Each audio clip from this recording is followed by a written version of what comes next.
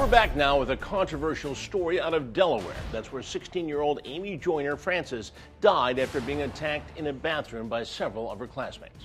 The cause of death was determined to be Amy's undiagnosed heart condition, so one of the girls was sentenced to only 6 months in a juvenile facility. Now, a Delaware Supreme Court judge overturned the conviction, and the girl will walk free. Many people are outraged by this decision, so today we brought in two top lawyers to break down both sides of this case. Criminal defense attorney Sarah Azari and former prosecutor Bob Bianchi. The court says there was no reasonable way the girl could foresee the fight would lead to Amy dying of cardiac arrest. You buy that?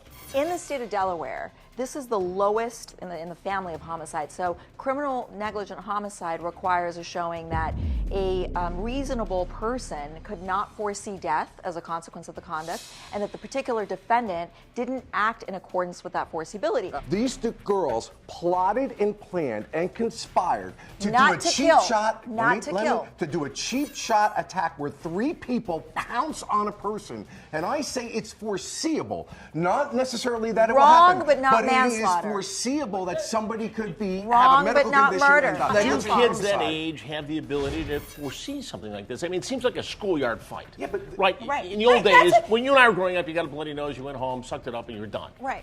She wanted to take the girl down. Okay, it's wrong. She was posting it all over social media. It's wrong, but she did not have the intent of doing anything that could possibly lead to her death. Look, this is it's not Here's manslaughter. Where we go off the rails. No. You don't need intent. It's called negligence. This was a planned attack. It was premeditated. Right. And that's got to mean something. Well, but when you say, but see, we can't use the term premeditation in the context of an assault. I understand. Okay? You know, the premeditation here, to the extent it's premeditation, it's the planning of an assault. It's not the premeditation that is in a murder case. But what we're saying here is that this was not something that just happened spur of the moment. Of course it wasn't. Amongst teenagers. Of course, and is she good for an assault and battery? Yes, she is. Cowardly, heinous way. If it was 2 kids, to use Chris's example, in a schoolyard fight, and God forbid somebody died from a medical condition, I would not prosecute that case.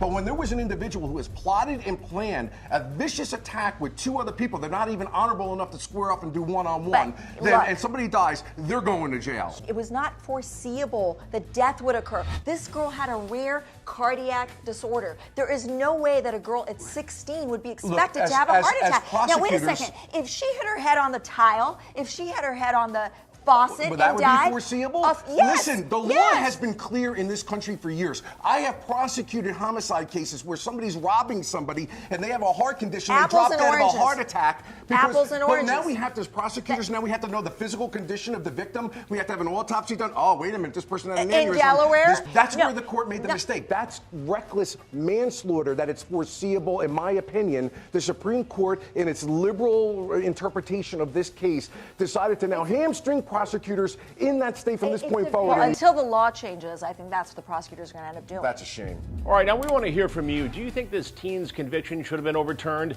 Sound off right now on our Facebook page. For more on these stories, you can go to crimewatchdaily.com.